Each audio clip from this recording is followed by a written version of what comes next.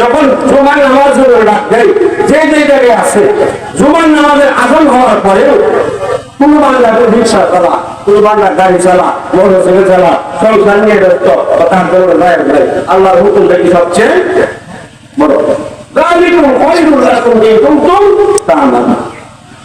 যতটুকু সাহায্য করো, যতটুকু কাজ করো, সমস্ত কাজ থেকে কি আল্লাহর আমলটাই বড়, আল্লাহর আমলটাই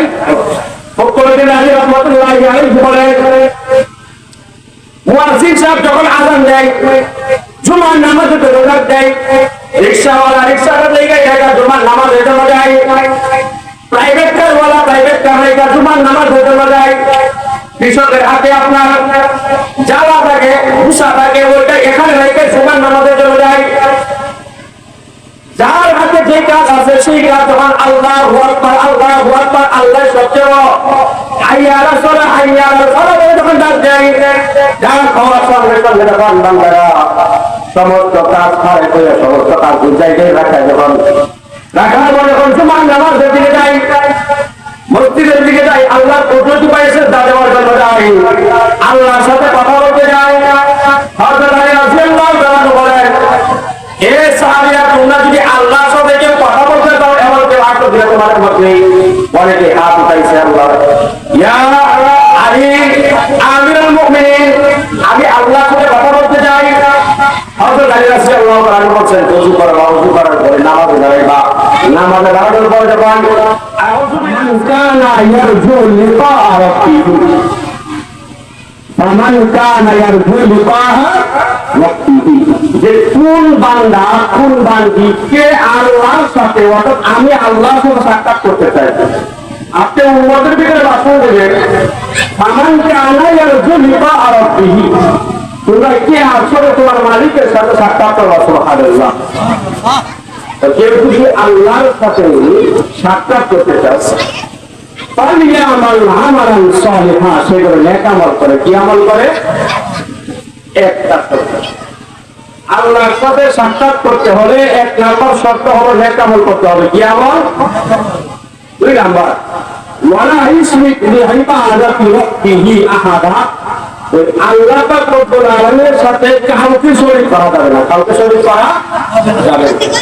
আল্লাহ পাক রব্বুল আলামিন সব গুনাহ মাফ করেন। এই যে সর্ববার আপনি গেছেন, সবাই কম বেশি মাফ করে দিচ্ছেন। আল্লাহ চাইলে কি আল্লাহ সবাই মাফ করে দিতে পারেন, কিন্তু মুসলিম যে আল্লাহর সাথে শরীক করছে তারে মাফ করবে না, যে ইনসুর তাকে মাফ করবে, যার ভিতরে ব্যাপারকে তাকে মাফ করবে না। এর ভিতরে বড় হইল তারা মুশরিক, আল্লাহর সাথে শিরিক করছে, তার ভিতরে কি তারা গুনাহকে আল্লাহ মাফ করবে না। এই জন্য বলছে, বান্দা তুমি যদি তোমার আল্লাহর সাথে সাক্ষাৎ করতে যাও, এক নাম্বার শর্ত হলো তুমি আমল করবা, নেক আমল। কি আমল? দুই নাম্বার, আল্লাহ পাকের সাথে কাউকে শরীক করবে না, আল্লাহ পাকের সাথে কাউকে। ফখরুদ্দিন রাজি রহমাতুল্লাহি আলাইহি বলে যে ফামান কানা ইয়ারজু লিকা রাব্বিহি ফালিয়ামাল আমালান সালিহা, এই ফালিয়ামাল আমালান সালিহার ব্যাখ্যা থেকে ফখরুদ্দিন রাজি রহমাতুল্লাহি আলাইহি বলে, পাঁচটা জিনিস থেকে বিরত হয়ে নেক আমল করতে হবে। কয়টা জিনিস? পাঁচটা জিনিস থেকে নেক আমল করতে হবে বিরত হয়ে।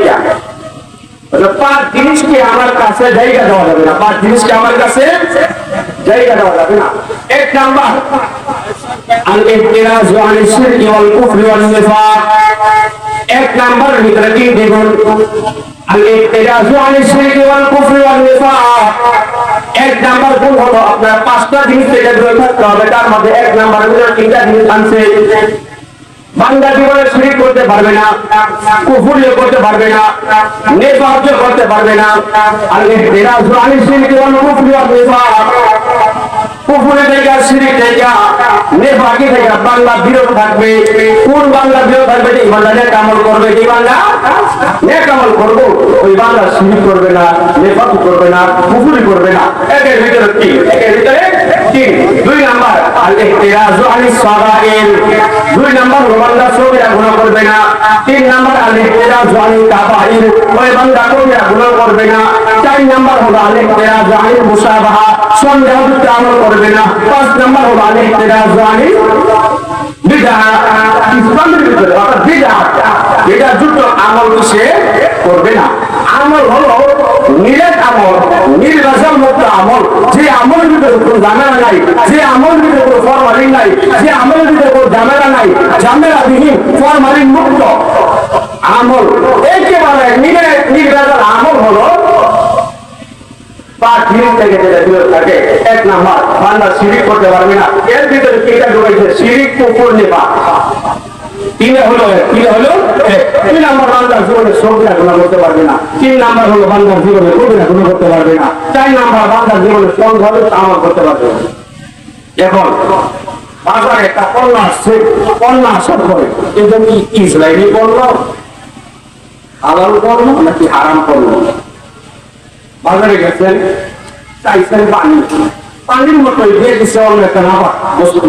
তখন চিন্তা করতেছেন, আমি চাইলাম পানি, গ্লাসের ভিতরে নাবাক করলো না পাক আছে, পাক না পাক নিয়ে আপনার সন্দেহ করতেছেন, ওই আমলটা করার দরকার নাই। এই আমলটা করা কি দরকার নাই? হতে পারে না পাক, হতে পারে কি না পাক। এই জন্য 4 নাম্বার আমল হলো, 4 নাম্বার এর থেকে মুক্তি হবে, সেটা হলো সন্দেহ আমল। 5 নাম্বার আমল হলো বেদাতকে কি আশ্রয় দেওয়া যাবে না। বেদাতকে আশ্রয় দেওয়া, বেদাত কি ইসলামের ভিতরে অতীতের কোন ইতিহাস নাই, অতীতের এমন কোন রেকর্ড নাই, কিন্তু ইসলামের ভিতরে হঠাৎ কিনা এমন কিছু ঢুকাই দিচ্ছে, যেমন সরবরাহ দিয়েছে কয়েকদিন আগে। অনেকে বলছে সরবরাহ আসছে, 1 নম্বর কথা গরু দামাই করো এবং আলু আলুটি বানাও।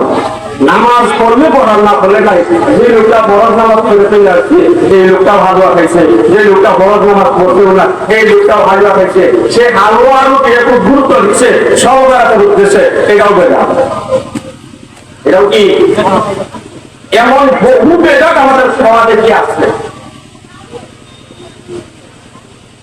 বেদাত মানা যাবে না, আমল করা যাবে না। হাদিসের ভিতরে আছে প্রত্যেক বেদাত গুমরাহ, আর এই বেদাত গুলো যে মানবে তার জায়গা হলো জাহান্নাম। নাউজুবিল্লাহ, তার জায়গা কি? জাহান্নাম। এই জন্য 5 জিনিস থেকে কি মুক্ত থাকতে হবে, 5 জিনিস থেকে মুক্ত থাকতে হবে। 1 নাম্বারের ভিতরে 3টা জিনিস ঢুকাইছে, শিরক, কুফর, নিফাক। 2 নাম্বার সগীরা গুনাহ, 2 নাম্বার হলো কি সগীরা গুনাহ, 3 নাম্বার কবিরা গুনাহ, 4 নাম্বার সন্দেহযুক্ত আমল, 5 নাম্বার বেদাত। এই 5 জিনিস কি মানা যাবে না। আমাদের ভিতরে কোন বান্দা যদি কবিরা গুনাহ করে সে নিরেট আমল করতে পারবে না। বান্দা যদি সগীরা গুনাহ করে সে নিরেট আমল করতে পারবে না। বান্দা যদি সন্দেহযুক্ত আমল করে নিরেট আমল হবে না। বান্দা যদি বেদাতের প্রশ্রয় দেয় নিরেট আমল হবে না। বান্দা আল্লাহকে মানে আবার বুঝার লাগে না, আল্লাহকে মানে বুঝার ভিতরে কি মসজিদে যা, আল্লাহ দিলে মসজিদেও যা ভালো কথা, কিন্তু বুঝার মধ্যেও যা। বন্ধু একটা হিন্দু আছে, মানুষ একটা বন্ধু বানাইছে, তখন যদি না যায় কি গেছে, যাওয়ার পরে কি 100 টাকা হয়ে দিয়েছে। ওই শিরিকের বন্ধনের ভিতরে আছে, তার আমল কি ফরমালিন মুক্ত আমল না, ফরমালিন যুক্ত। আর ফরমালিন যুক্ত যে আমল, এ আল্লাহর সাথে সাক্ষাৎ করতে পারবে না। যে কুফরি করছে তাহলে কি আমলটা নিরেট না। যে মুনাফিকি করছে, এবার কি করছে, এখন একটা একটু বড় একটা এখন আলহামদুলিল্লাহ মুসিবের সাথে খুব সাপোর্ট দিচ্ছে, কিন্তু এখান থেকে আপনার ওই আরেকটা পাশের কি বাজার আছে, ওটা কল্লা গান্ডাই গেছে, ওখানে গেলে বিশাল একটা ম্যাচ শুরু হয়েছে।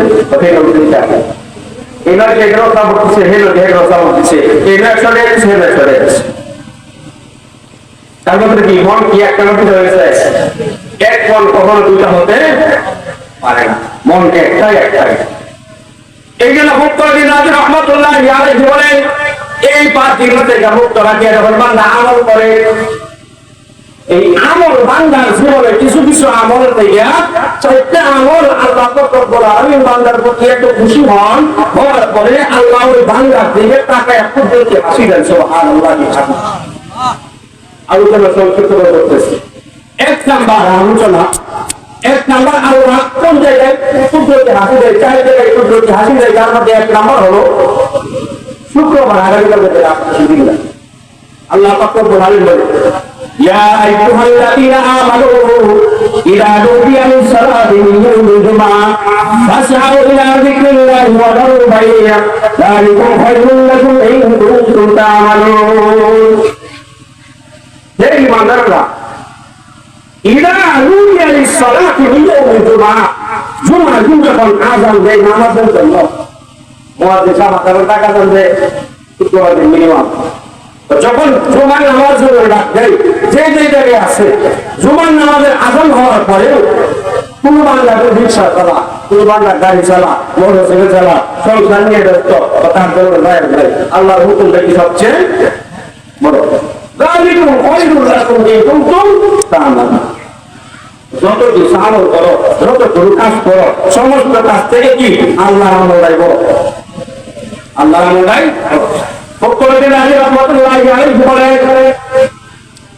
মুয়াজ্জিন সাহেব যখন আযান দেয়, জুমার নামাজে বেরোবার দেয়, রিকশাওয়ালা রিকশাটা লেগে জায়গা জুমার নামাজের জন্য যায়, প্রাইভেট কারওয়ালা প্রাইভেট কার লেগে জুমার নামাজের জন্য যায়, কৃষকের হাতে আপনার জ্বালা থাকে, ভুষা থাকে, ওইটা এখানে রেখে জুমার নামাজের জন্য যায়।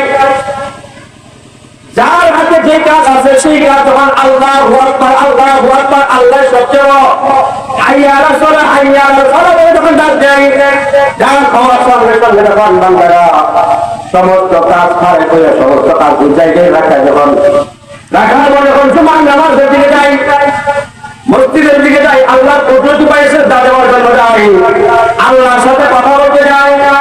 হযরত আলী রাদিয়াল্লাহু তাআলা বলেন, এ সাহাবীরা, তোমরা যদি আল্লাহর সাথে কেউ কথা বলতে চাও, এমন কেউ আগ্রহ দিলে তোমাদের মধ্যে অনেকে হাত উঠাইছে। আল্লাহ ইয়া আলী আমিরুল মুমিনিন, আমি আল্লাহর সাথে কথা বলতে চাই। হযরত আলী রাদিয়াল্লাহু তাআলা বলেন, ওযু করো, ওযু করার পরে নামাজে দাঁড়াইবা, নামাজে দাঁড়ানোর পরে যখন আউযু বিল্লাহি সানা পড়া, আউযু বিল্লাহি বিসমিল্লাহ পড়বা, আল্লাহর কোরআন থেকে তিলাওয়াত করবা, তিলাওয়াত করা মানে আল্লাহর সাথে কথা বলা। সুবহানাল্লাহ।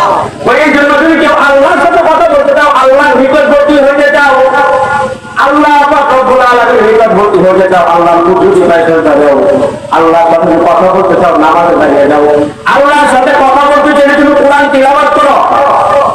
খাজা উসমানে আজমি রাহমাতুল্লাহি আলাইহি রাস্তা দিয়ে যাইতেছেন, আসর নামাজের সময় হয়ে গেছে, উনি আমল প্রকাশ করতে ইচ্ছুক না, আমল প্রকাশ করতে ইচ্ছুক না, লাঠির বোঝা মাথায় নিছে, মাথায় নেওয়ার পর রাস্তা দিয়ে যাইতেছে, অপর দিক দিয়ে আর দুইজন মানুষ আসতেছে, উনারা আসর নামাজের জামাত করবে, কিন্তু বুজুর্গরা আল্লাহর ওলিরা বড় বড় আউলিয়া বুজুর্গ তোমরা আমল করে প্রকাশ করে। আমরা যদি দুই রাকাত তাহাজ্জুদ পড়ি, 10 বড় তাসবিহ শব্দ করি, ওই ইমানের সালাম জামাল করে বলি না, তাহাজ্জুদ তোমার করতেই বেশি, কিন্তু না না বড় আল্লাহর ওলিরা কখনো আমলকে প্রকাশ করে নাই, নিজের আমল গোপন রাখছে। আসর নামাজের জামাতের সময় হচ্ছে, জামাতে নামাজ পড়বো, কিন্তু ওই রাত্রির বোঝা মাথায় এই জন্য নিচ্ছে যে আমার মাথায় যদি রাত্রির বোঝা বলা হয়, তাহলে আমাকে মানুষ মনে করবে কোন রাত্রি নিয়ে কোনো কাজ লাগতেছে না, আমাদের জন্য কি লাগতেছে না। ওই তোমার আমল কি বুঝুর করা গোপন রাখছে, অন্য জন দুজন কথা বলে আসতেছে, রুজু করে প্রস্তুতি নিয়ে আসতেছে, ওনারাও বুঝাইতে চাই না যে আমরা নামাজ পড়তে গেছি, কিন্তু কি আমরা নামাজ পড়তে গেলে মানুষ ছুটি কুরবান রাখি নামাজ মানুষকে দেখানোর জন্য করে, আল্লাহকে দেখানোর জন্য না করে আপনি মানুষকে দেখানোর জন্য হয়, সেগুলো শিরিক করবো। আর এই শিরিক যদি তার বাংলার ভিতরে থাকে, সে আল্লাহ দেখা পাবে। কুরবান রাখি রোজাকে মানুষকে দেখানোর জন্য আল্লাহ সত্য ছুটে না রাখে, ওই বান্দাটা করে শিরিক করবো, ওই বান্দা যদি শিরিক করে আল্লাহর সাথে দেখা করতে পারবে না। এই জন্য বান্দা যখন সমস্ত কাজ যখন জুমার নামাজের দিকে যায়, আল্লাহ পাক সব বলা হয় যদি চোখ দ্বারা বান্দাদেরকে ফলো করতে থাকেন, ফলো করতে থাকেন। সবাই যখন আমার দিয়ে মসজিদের ভিতরে ঢুকে, এই যে যাওয়ার আল্লাহ পাক রব্বুল আলামিনের কাছে এত আনন্দদায়ক, আল্লাহ পাক রব্বুল আলামিন এত খুশি হন, ফেরেশতাদেরকে ডাক দেখে ফেরেশতারা বান্দারা কোথায় যা, আল্লাহ পাক রব্বুল আলামিন সব কিছু জানে না, বড় ফেরেশতাদেরকে জিজ্ঞাসা করে, আল্লাহ তোমার বান্দা মুয়াজ্জিন যখন আযান দিচ্ছে, আযান দেওয়ার পরে যে কাজ ছিল সমস্ত কাজ ফালাইয়া রাখা, তোমার মর্জি, তোমার কি সবার উপর রাখিয়া, তোমার ডাককে সবার উপর রাখিয়া, তোমার নামাজকে সব থেকে গুরুত্ব দিয়া, তোমার উপর বলতে দিকে যাইতেছে নামাজ পড়ার জন্য, ফেরেশতারা আল্লাহ পাক রব্বুল আলামিন আমরা সাক্ষী খাবো।